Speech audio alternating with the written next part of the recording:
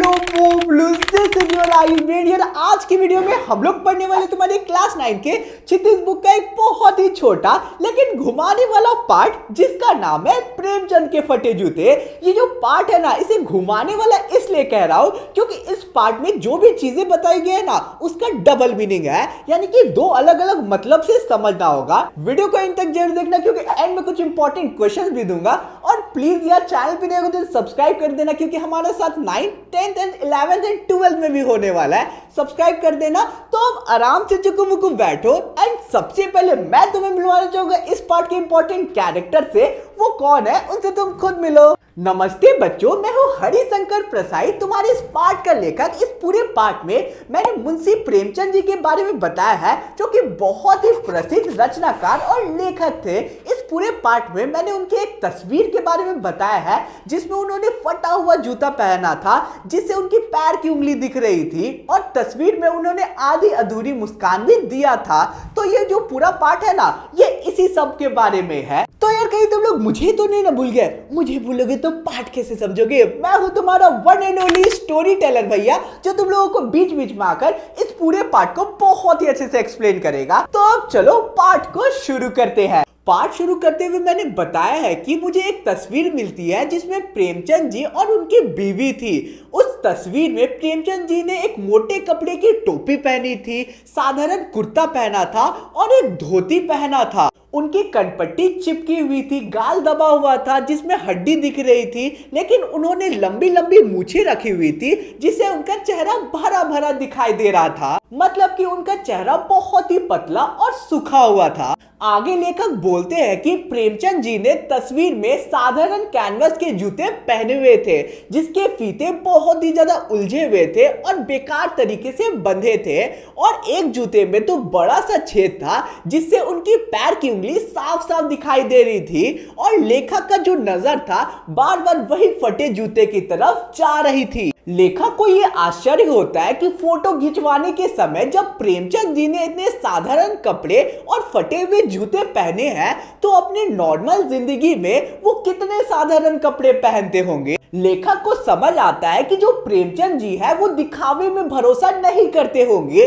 और उनके पास अलग अलग अच्छे कपड़े नहीं होंगे, इसलिए उन्होंने यही कपड़ा पहन लिया और वो जैसे है नॉर्मल जिंदगी में वही चीज उन्होंने फोटो में भी तस्वीर में भी दिखाया है। मैं प्रेमचंद जी की तस्वीर की तरफ देखते हुए उन्हें बोलता हूँ कि क्या तुम्हें मालूम नहीं है कि तुम्हारा जूता फट गया है और उससे तुम्हारी उंगलियां साफ साफ दिख रही है?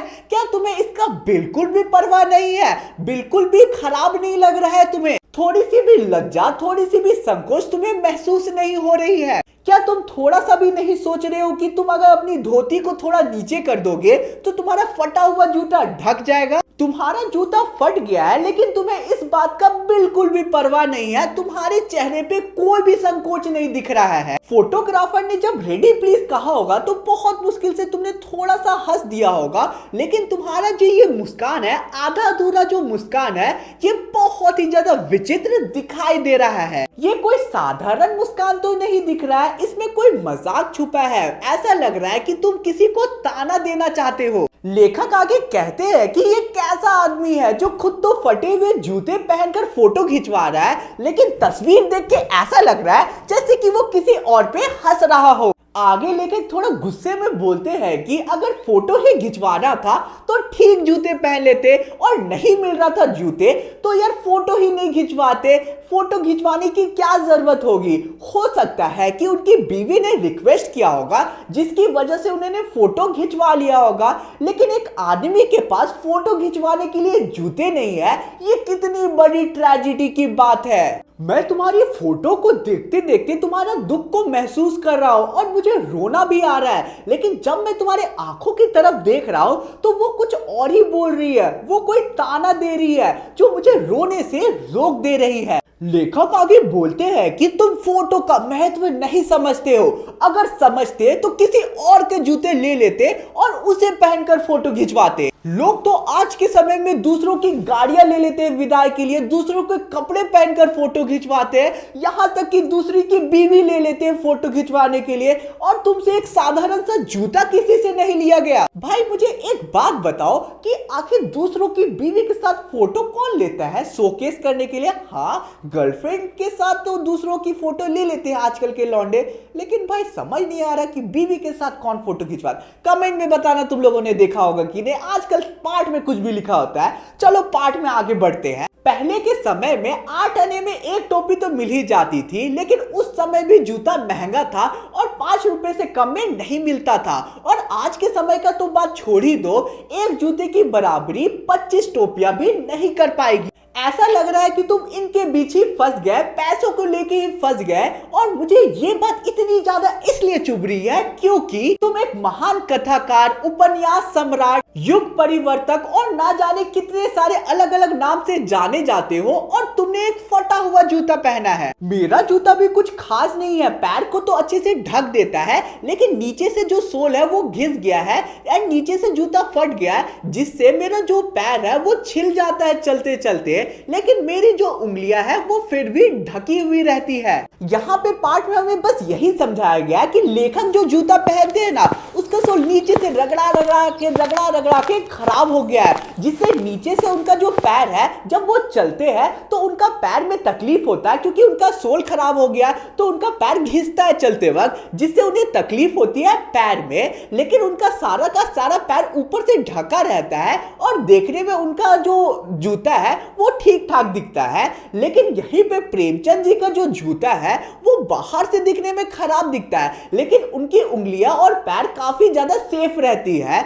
और लेखक का जस्ट उल्टा हो गया कि उनका पैर जो है वो असुरक्षित है, यानी कि उनका पैर रगड़ाते रहता है, लेकिन देखने से उनका जूता बहुत ही अच्छा दिखता है। बस हमें ये बताया गया कि पूरी दुनिया दिखावे में कुर्बान हो चुकी है और प्रेमचंद जी कभी भी दिखावा नहीं करते हैं। आगे लेखक ये बोलते हैं कि वो कभी भी फटा हुआ जूता पहनकर फोटो नहीं खिंचवाएंगे। मैं आगे प्रेमचंद जी को फिर से पूछता हूँ कि आखिर तुम्हारी इस आधी अधूरी मुस्कान का क्या मतलब है? मैंने तुम्हारे जूते की तरफ फिर से देखा और वो फट गई थी। आखिर तुम्हारा जूता कैसे फट गया? क्या तुमने किसी बनिया के दुकान से उधार लिया था और उधार ना चुकाने के चलते तुम दूसरे रास्ते से घूम कर जाया करते थे घर? लेकिन ये चीज तो गलत ही होगी, क्योंकि अगर लोग बहुत ही ज्यादा चलते हैं जूता को पहनकर तो वो घिस जाती है लेकिन फटती नहीं है। तुम्हारा जूता तो फट गया है। आगे लेखक कहते हैं कि प्रेमचंद जी का जो जूता है जरूर किसी सख्त चीज को ठोकर मारते मारते फटा होगा।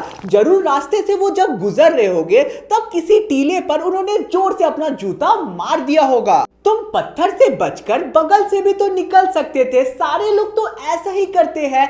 हर नदी जो है वो पहाड़ को नहीं काटती है, कुछ कुछ नदी जो है वो अपना रास्ता बदलकर कहीं और से भी चली जाती है। मुझे समझ आ रहा है कि तुम समझौता नहीं कर सके, इसलिए तुम्हारा जूता फट गया। तुम्हारी भी वही कमजोरी होगी कि तुम अपना नियम और धर्म को सबसे ऊपर रखते होगे, लेकिन शायद नियम और धर्म तुम्हारे रास्ते की जंजीर नहीं बनी, बल्कि ये तो मुक्ति थी। यहाँ पे पत्थर को पुराने समय की खराब परंपराएं जैसे कि सती प्रथा और जितनी भी बुराई है ना, उन सारी चीजों को पत्थर बोल के यहाँ पे बोला गया है।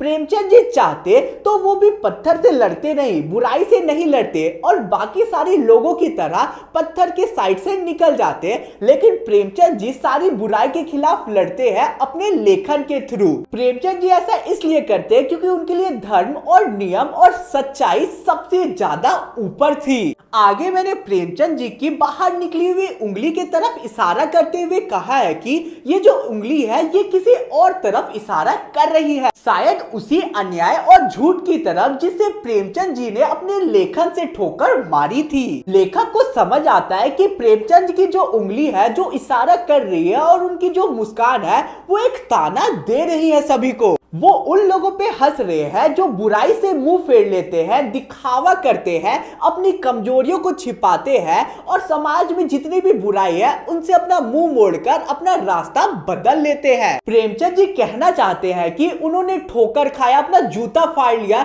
लेकिन फिर भी वो सच्चाई के रास्ते में चलते रहे। लेकिन बाकी सारे लोग अपने उंगली को छिपाने के लिए, पैर की उंगलियों को छिपाने के लिए, यानी कि अपनी कमजोरियों को छिपाने में ही रह गए और बुराई से लड़ना ही छोड़ दिया। अंत में लेखक को समझ आ जाता है कि प्रेमचंद जी का जो फटा हुआ जूता है, उससे जो उंगली इशारा कर रही है और उनकी आधी अधूरी जो मुस्कान है, वो समाज पर एक बहुत ही गहरा व्यंग और सच्चाई का प्रतीक दिखा रहा है। सीधे साधे मतलब में बस ये समझ लो कि प्रेमचंद जी उन लोगों पे हंस रहे हैं जो बुराई से लड़ना ही छोड़ चुके हैं और उन लोगों की तरफ इशारा कर रहे हैं जो बुराई को केवल देखते हैं और उससे मुंह फेर के आगे बढ़ जाते हैं। तो यही हम लोगों को पाठ में बोला गया है। आई होप तुम लोगों को सारी चीजें समझ आ गई होगी।